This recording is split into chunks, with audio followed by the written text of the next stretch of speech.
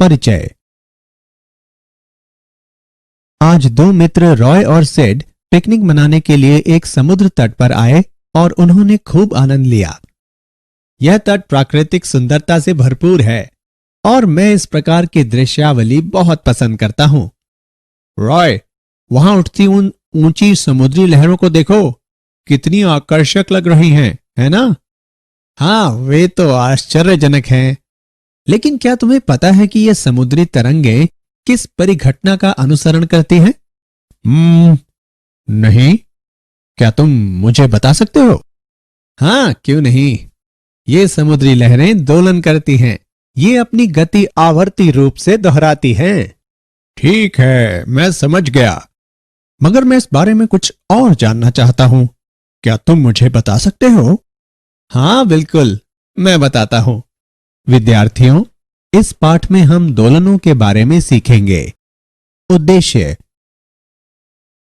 इस पाठ के अंत में आप निम्न करने में सक्षम हो जाएंगे: दोलनों और शब्दावलियों को परिभाषित करना, सरल आवर्त गति को समझना, सरल आवर्त गति को एक समान वर्तुल गति के साथ विश्लेषित करना, सरल आवर्त गति में वेग और त्वरण की गणना करना, सरल आवर्त गति के लिए बल के नियम को परिभाषित करना, सरल आवर्त गति में ऊर्जा की गणना करना, कमानी दोलन को विश्लेषित करना, सरल लोलक के बारे में जानना, अवमंदित सरल आवर्त गति को समझना, प्रणोदित दोलनों तथा अनुनाद को समझना, आवर्ती और दोलन गतियां।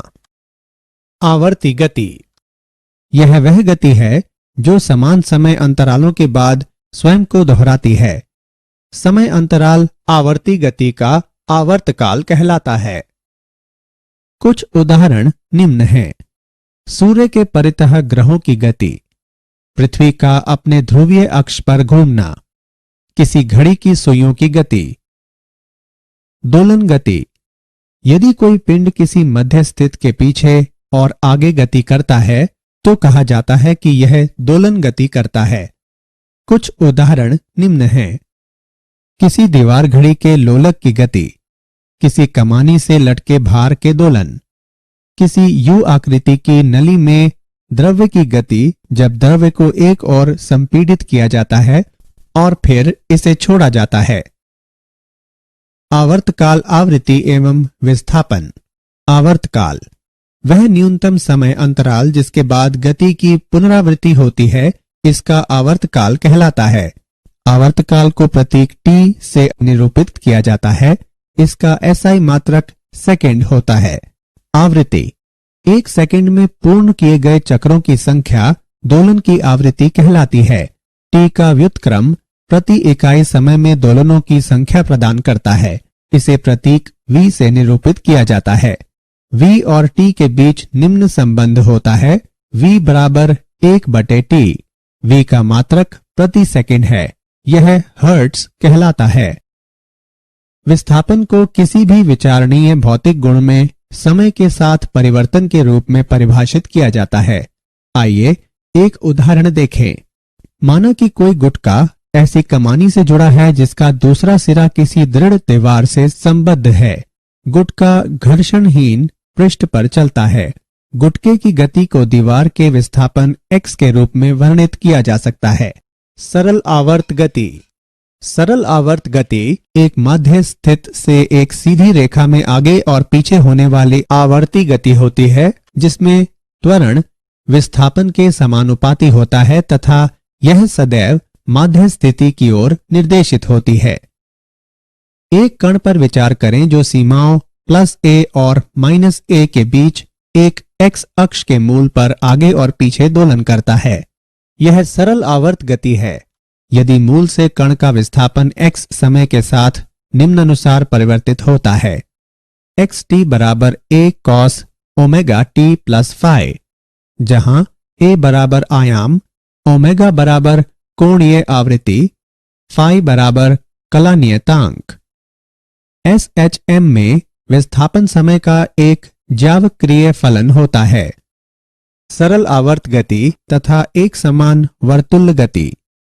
सरल आवर्त गति एक समान वर्तुल्य गति का उस वृत्त के व्यास पर प्रक्षेप होती है जिसमें यह वर्तुल्य गति हो रही है। आइए बेहतर विश्लेषण के लिए एक उदाहरण देखें। एक गेंद को किसी डोरी के सिरे से बांधकर क्षैतिज तल में उसे किसी निश्चित बिंदु से परितः अचर कोणीय चाल से गति कराएं।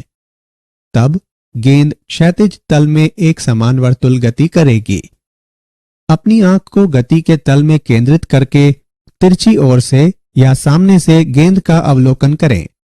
गेंद एक क्षैतिज रेखा के अनुदिश इधर उधर गति करती प्रतीत होगी, जिसमें घूर्णन का बिंदु मध्य बिंदु होगा। इसके विकल्प रूप में आप वृत्त के तल के लंबवत गेंद की परछाई को किसी दीवार पर भी देख सकते हैं। इस प्रक्रिया में हम जो कुछ अवलोकन करते हैं वास्तव में वह हमारी दृष्टि की दिशा के अभिलंबवत व्यास पर गेंद की गति होती है। सरल आवर्त गति में वेग तथा त्वरण। एक समान आवर्त गति में एक कण की चाल v इसकी कोणीय चाल ओमेगा गुने वृत्त a की त्रिज्या है। v बराबर ओमेगा a। t समय पर वेग v की दिशा वृत्त की स्पर्श रेखा के अनुदिश उस बिंदु पर जहां उस क्षण में कण स्थित है। प्रक्षेप कण का वेग निम्नानुसार व्यक्त है। v ऑफ t बराबर minus omega a sine omega t plus phi. यहां ऋणात्मक चिन्ह इंगित करता है कि v ऑफ t की दिशा x अक्ष की धनात्मक दिशा के विपरीत है। SHM करने वाले एक कण का तात्क्षणिक त्वरण संदर्भ वृत्त विधि से निर्धारित किया जा सकता है। एक समान वर्तुल गति करने वाले कण P के अभिकेंद्री त्वरण का परिमाण v वर्ग बटे a या ओमेगा वर्ग a होता है और यह केंद्र की ओर अर्थात PO के अनुदिश निर्देशित होता है। प्रक्षेप कण P डैश का तात्क्षणिक त्वरण निम्न द्वारा व्यक्त है। a ऑफ t बराबर माइनस ओमेगा वर्ग a cos omega t plus phi बराबर माइनस ओमेगा वर्ग x ऑफ t। उदाहरण। आइए सरल आवर्त गति में वेग और त्वरण का एक उदाहरण देखें। सरल आवर्त गति के लिए जिसका आयाम 3 सेंटीमीटर और आवर्तकाल 5 सेकंड है, सामान्य अवस्था में तथा सामान्य अवस्था से 2 सेंटीमीटर विस्थापन में वेग और त्वरण ज्ञात करें। आइए इसका हल देखें। यहां आयाम a बराबर 3 सेंटीमीटर तथा कोणीय आवृत्ति ओमेगा बराबर 2 पाई बटे t बराबर 2 पाई बटे 5 रेडियन प्रति सेकेंड। विस्थापन के संदर्भ में वेग तथा त्वरण के लिए व्यंजक निम्न है। v बराबर ओमेगा अंडर रूट a वर्ग माइनस y वर्ग तथा a बराबर ओमेगा वर्ग y। मध्य बिंदु पर y बराबर 0, अतः v बराबर ओमेगा a बराबर 3.77 सेंटीमीटर प्रति सेकेंड तथा a बराबर 0। y बराबर 2 सेंटीमीटर पर हम पाते हैं कि v बराबर 2 पाई वर्गमूल 5 बटे 5 बराबर 2.81 सेंटीमीटर प्रति सेकेंड। a बराबर ओमेगा वर्ग y बराबर 2 पाई बटे 5 वर्ग गुणा 2 बराबर 3.16 सेंटीमीटर प्रति सेकेंड वर्ग। सरल आवर्त गति के लिए बल नियम। सरल आवर्त गति में m द्रव्यमान के कण पर कार्य करने वाले बल की गणना करने के लिए हम न्यूटन के गति के द्वितीय नियम का तथा सरल आवर्त गति करने वाले कण के त्वरण हेतु व्यंजक का उपयोग करते हैं। f ऑफ t बराबर ma। a का मान प्रतिस्थापित करने पर हम पाते हैं कि f ऑफ t बराबर माइनस m ओमेगा वर्ग x of t। f of t बराबर माइनस के x ऑफ t, यहाँ k बराबर m ओमेगा वर्ग, ओमेगा बराबर अंडर रूट k बटे m। बल सदैव माध्य स्थिति की ओर निर्देशित होता है, इसलिए इसे कई बार सरल आवर्त गति में प्रत्यानयन बल भी कहा जाता है। बल x ऑफ t के रैखिक समानुपाती होता है। ऐसे बल के साथ दोलनकर्ता कण रैखिक सरल आवर्ती दोलक कहलाता है। सरल आवर्त गति में ऊर्जा। गतिज ऊर्जा सरल आवर्त गति करते किसी कण का वेग समय का आवर्ती फलन होता है। विस्थापन की चरम स्थितियों पर यह शून्य होता है।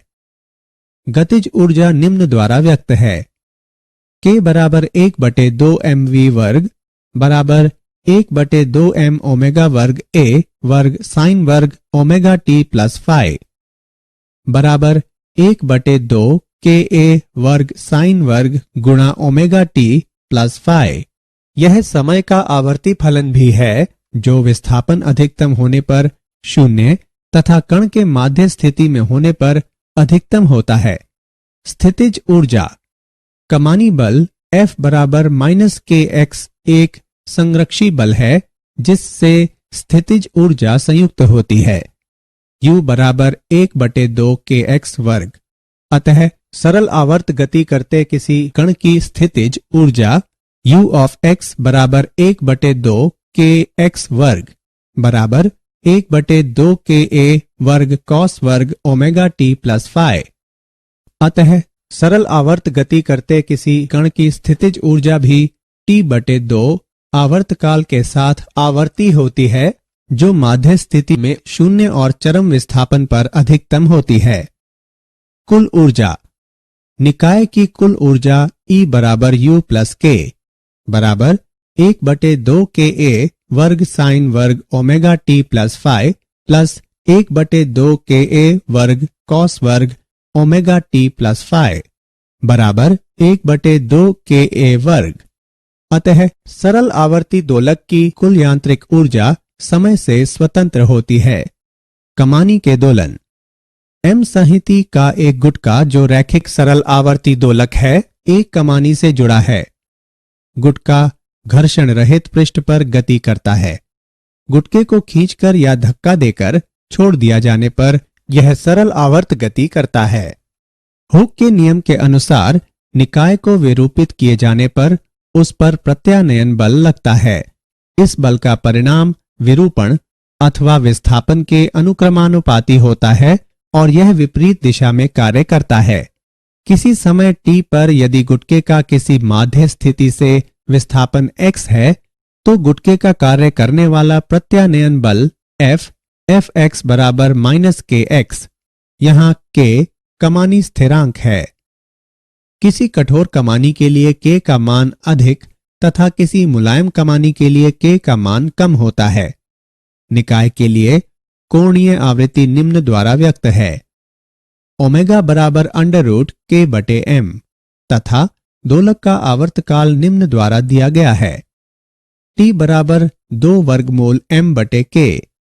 सरल लोलक m द्रव्यमान के एक छोटे गोलक को L लंबाई की एक न खिंचने वाली डोरी से बांधकर एक सरल लोलक बनाया जा सकता है। डोरी का दूसरा सिरा छत में एक टेप से जोड़ दिया जाता है। गोलक पृष्ठ के तल में इधर उधर धुराग्र बिंदु से गुजरने वाली ऊर्ध्वाधर रेखा के बाएं और दाएं दोलन करता है। यह आवर्ती गति माध्य स्थिति से छोटे विस्थापनों के लिए सरल आवर्त गति है। थीटा डोरी द्वारा ऊर्ध्वाधर से बनाया गया कोण है। जब गोलक माध्य अवस्था में होता है तो थीटा बराबर 0 होता है। गोलक पर केवल 2 बल कार्य करते हैं जो निम्न हैं। डोरी में तनाव T, गुरुत्व के कारण ऊर्ध्व बल mg को डोरी के अनुदिश mg cos थीटा तथा इसके अभिलंबवत mg sin थीटा घटकों में वियोजित किया जा सकता है। स्पर्श रेखीय घटक लोलक के धुराग्र बिंदु के परितः एक प्रत्यानन बल आघूर्ण उत्पन्न करता है। यह बल आघूर्ण सदैव गोलक के विस्थापन के विपरीत कार्य करता है ताकि वह गोलक को उसकी केंद्रीय अवस्थिति की ओर वापस ला सके। थीटा बराबर -L mg sin थीटा। निकाय के लिए कोणीय आवृत्ति निम्न प्रकार व्यक्त है। ओमेगा बराबर √mgl/I तथा आवर्तकाल निम्न प्रकार व्यक्त है। T बराबर √I/mgl। चूंकि सरल लोलक की डोरी द्रव्यमानहीन है इसलिए घूर्णी जड़त्व ml वर्ग होगा। अब सरल लोलक का आवर्तकाल निम्न होगा। T बराबर वर्गमूल L/g। अवमंदित सरल आवर्त गति। कई बार वायु में गति करते किसी सरल लोलक की गति धीरे धीरे मंद होती जाती है। ऐसा इसलिए होता है क्योंकि वायु का घर्षण बल तथा टेक पर घर्षण बल लोलक की गति का विरोध करते हैं तथा इसकी ऊर्जा का धीरे धीरे क्षय करते हैं।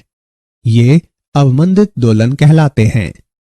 अवमंदित दोलनों में निकाय की ऊर्जा का नियंत्रण क्षय होता है, लेकिन छोटे अवमंदनों के लिए दोलन लगभग आवर्ती रहते हैं। क्षयकारी बल व्यापक रूप में घर्षण बल ही होते हैं। अवमंदन बल परिवेशी माध्यम की प्रकृति पर निर्भर करते हैं। यदि गुटके को एक द्रव्य में डुबोया जाए तो अवमंदन का परिणाम काफी अधिक होगा और ऊर्जा का क्षय अधिक तीव्रता से होगा। अवमंदन बल सामान्यतः गोलक के वेग के अनुक्रमानुपाती होता है तथा यह वेग की दिशा के विपरीत कार्य करता है। यदि अवमंदन बल को Fd से व्यक्त करें तो हम पाते हैं कि Fd बराबर -bv। प्रणोदित दोलन। जब किसी सरल लोलक को छोड़ा जाता है तो यह अपनी स्वाभाविक आवृत्ति ओमेगा के साथ दोलन करता है और ये दोलन मुक्त दोलन कहलाता है।